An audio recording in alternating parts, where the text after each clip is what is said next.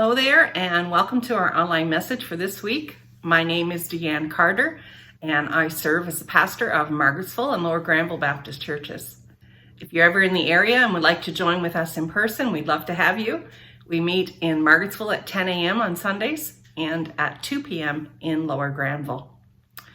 I want to start today with a quote by a well-known person, A.W. Tozer. And he's a Christian pastor. He was a Christian pastor, an author, magazine editor, spiritual mentor. He said this, he said, God is looking for people through whom he can do the impossible. What a pity that we plan only the things we can do by ourselves. That's quite the statement, isn't it? Sort of makes you sit back and think, is that true? You know, the more I think about it, I think it is. Listen to it again. God is looking for people through whom he can do the impossible. Yeah, that's true. What a pity that we plan only the things we can do by ourselves. Do you think that might be the case? Mull it over as we continue on today, and we'll come back to it, and maybe we'll find some answers. Today, our theme is on faith. And you say, there is the connection here. If we had more faith, wouldn't we attempt more things for God? Even the impossible things? How are the two connected? Faith and attempts for God? Well, you know, there are many, many passages in Scripture about faith. But today we're going to look at a familiar one, and it's found in Luke 17, and then there's another similar one in Matthew 17. In Luke's passage, we see Jesus teaching about forgiveness and faith. And he tells the disciples in verse 3, he says, "So watch yourselves. If your brother sins, rebuke him. And if he repents, forgive him." So we see that in the spirit of love and forgiveness, they were to bring the sin to the individual's attention for the purpose of restoring that person to God and to others. And then they were to forgive that person if they asked for forgiveness, even if they asked for forgiveness 7 times in one day. Meaning as many times as needed. Forgiveness was to be offered. Wow, right? Now, they realized how hard this would be, as do you and I, and they didn't feel capable. The disciples, they had been listening to Jesus teach. They had been trying to take it in and understand what he was saying, what he wanted them to do, but they didn't feel that it was possible. And that led them to feel inadequate. They felt they needed Jesus to tell them how to do what he wanted them to do. They needed him to give them some power, to add something to them, onto them, so that they could be more effective in what they were supposed to be doing. And he answers them. Look at his response. One we have no doubt all heard before. In verse 6, it says, "If you have faith as small as a mustard seed, you can say to this mulberry tree, be uprooted and planted in the sea, and it will obey you." Or maybe the passage in Matthew is the one that you remember. There we read about the parable that begins with Jesus giving the disciples the authority to drive out evil spirits, to heal disease and sickness. But a father approached Jesus and told him that the disciples, they had been unable to heal his son. And when the disciples couldn't heal him, the father took his son straight to Jesus. And Jesus heals the child, which then once again made the disciples question their own faith. Later, they approached Jesus and asked him why they had been unable to heal the boy. And he replied, "Because you have so little faith. I tell you the truth.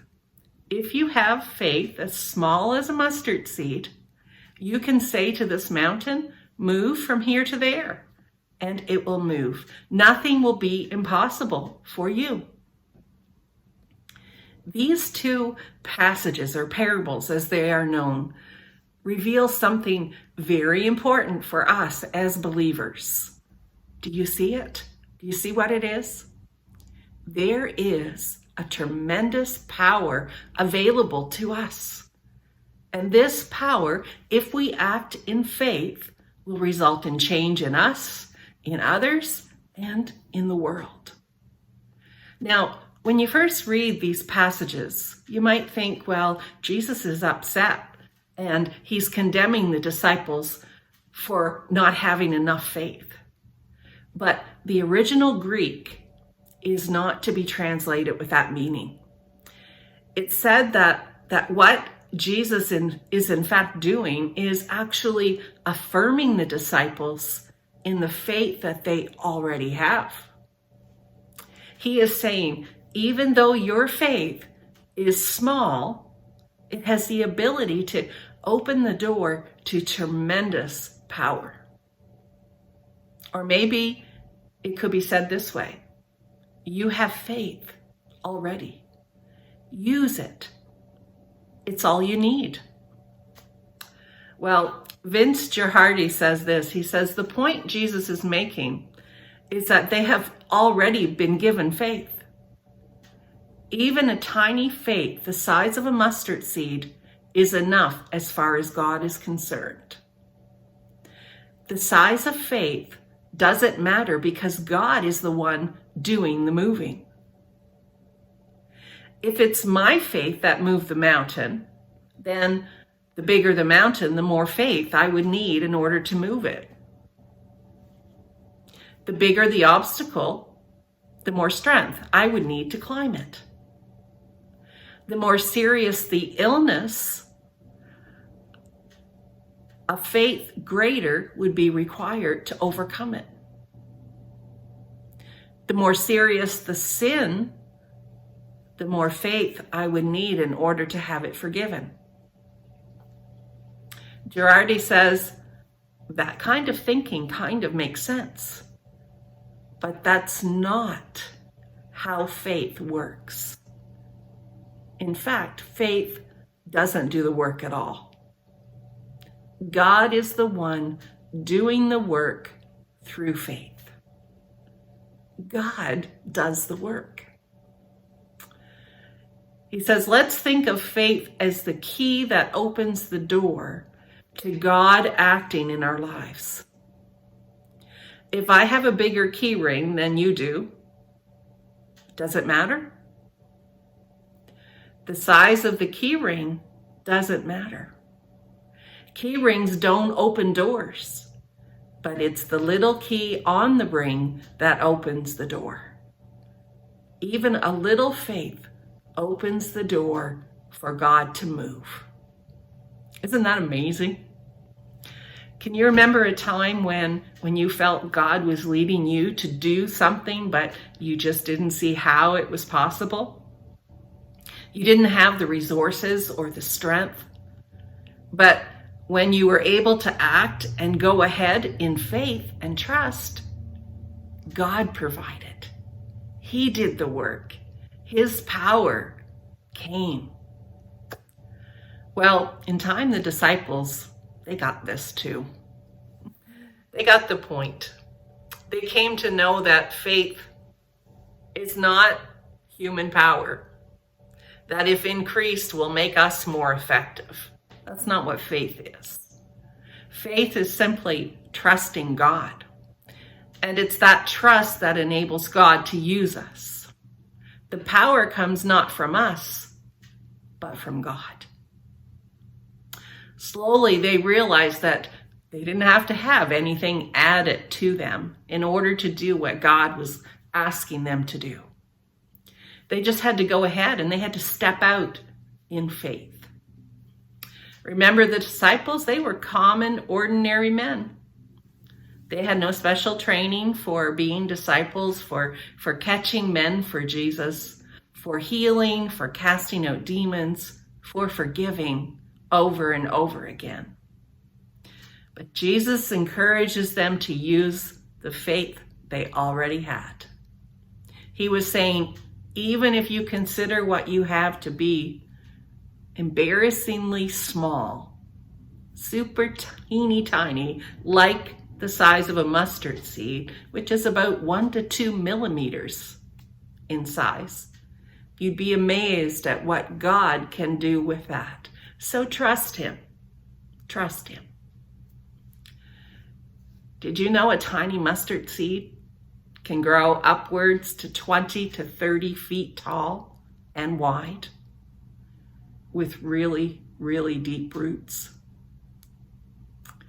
What a picture of hope Jesus is painting for them. Even with little faith, there can be a huge impact. What we see as impossibilities are possibilities with God. So what does this mean for us? Let's go back to the quote I opened with. God is looking for people through whom he can do the impossible. What a pity that we plan only the things we can do by ourselves. Going forward, if we face a situation that makes us feel inadequate, should we just not even try? Should we give up, or should we go for it in faith? Should we enter into the situation and trust that we're not alone and see what happens?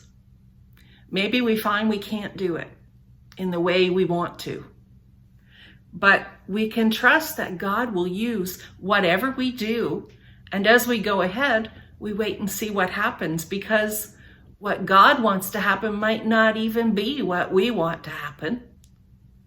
And nothing we do is ever too small to make a difference. You know, we could do just a little act of kindness for somebody. We could say a prayer. We could drop a meal off at someone's door. Whatever act that we are motivated to take, being obedient to the leading of God can have eternal, mountain-moving impact on another's life. No act is too small. And who knows? Actually, only God knows what is going to happen as we step out in faith. Our contribution, it could make a huge difference. So let's not hold back on those little things. But also, let's not be afraid of the big steps, the things that seem impossible to us, that we feel God is leading us to do. Remember, all things are possible with God. Let me share a little story about faith and trust that I came across. It says one day God decides to sow some violet seeds along the roadside to beautify the earth. But as the seeds are scattered, one little seed rolls over the curb and into the gutter. "Oh God, don't leave me here," cries the little seed. But God responds, "Don't worry, that's where I want you to be. That's the spot I want you to beautify. But I can't grow here. There's no soil. What will I eat? I'll nourish you," God answers gently. "I'll have a special assignment for you. There'll be some folks coming by who will be needing a sign of encouragement, and you will be that sign. But it would take a miracle for me to do any good here. I know, and I've got a miracle just your size. Trust me. I've got some problems with miracles," admits the seed. "I do too," God confides, and then continues.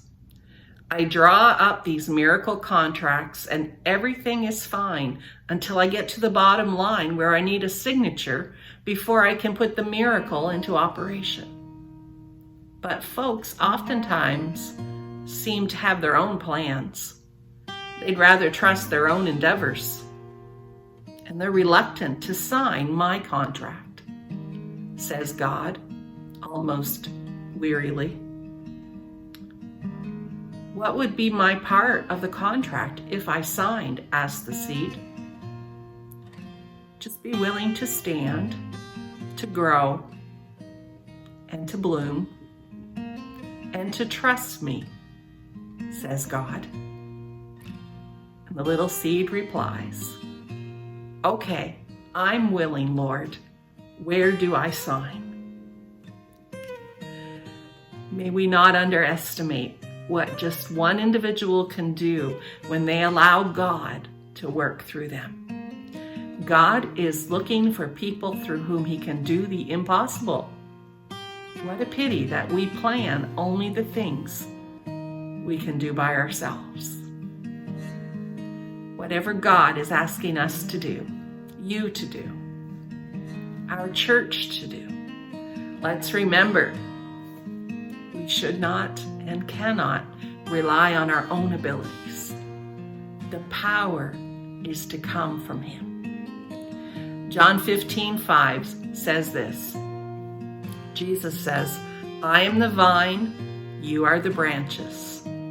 If you remain in me and I in you, you will bear much fruit. Apart from me, you can do nothing. May God bless each and every one of you this week. As you look to him in faith, trust him with your lives and dare to do what seems like an impossibility to you, and see what God does, how he works in your life. God bless you all. Take care. See you next time.